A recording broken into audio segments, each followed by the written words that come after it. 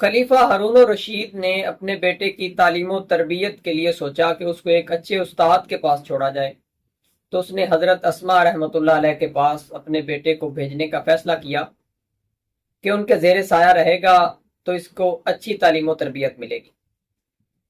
تو کچھ عرصہ استاد محترم کی تعلیم و تربیت میں رہنے کے بعد جب خلیفہ اپنے بیٹے سے ملنے کے لیے گئے تو کیا دیکھتے ہیں کہ استاد محترم وضو کر رہے ہیں اور خلیفہ کا بیٹا لوٹے کے ساتھ پانی ڈال رہا ہے۔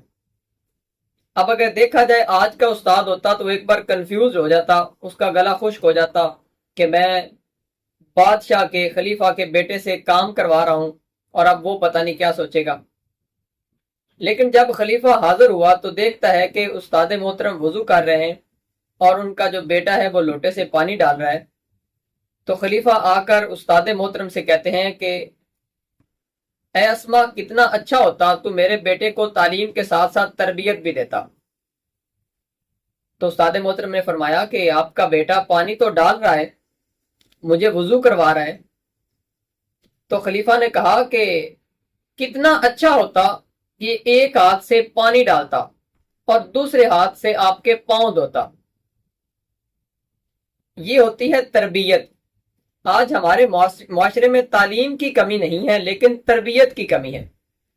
ہمارے تعلیم یافتہ افراد کو چھوٹے بڑے کا ادب نہیں پتا، والدین کے ساتھ اپنے ٹیچر کے ساتھ کس طرح سے بیہیو کرنا ہے اس چیز کا نہیں پتا۔ تعلیم کی کمی ہم میں نہیں ہے، تربیت کی کمی ہے، بڑوں کا ادب نہیں ہم میں۔ حالانکہ ہمارے پیارے آقا کریم صلی اللہ علیہ وآلہ وسلم نے فرمایا کہ جو ہمارے بڑوں کا ادب نہیں کرتا وہ ہم میں سے نہیں ہے۔ آقا علیہ السلام آپ کو امت سے باہر نکال رہے ہیں، وہ ہم میں سے ہے ہی نہیں، پتہ نہیں آپ کس تعلیم کی بات کر رہے ہیں۔ تو تہذیب یافتہ لوگوں کے پاس بیٹھا کریں، ان سے علم و حکمت سیکھا کریں۔ تہذیب سکھاتی ہے جینے کا سلیقہ، تعلیم سے جاہل کی جہالت نہیں جاتی۔ اللہ پاک عمل کی توفیق دے۔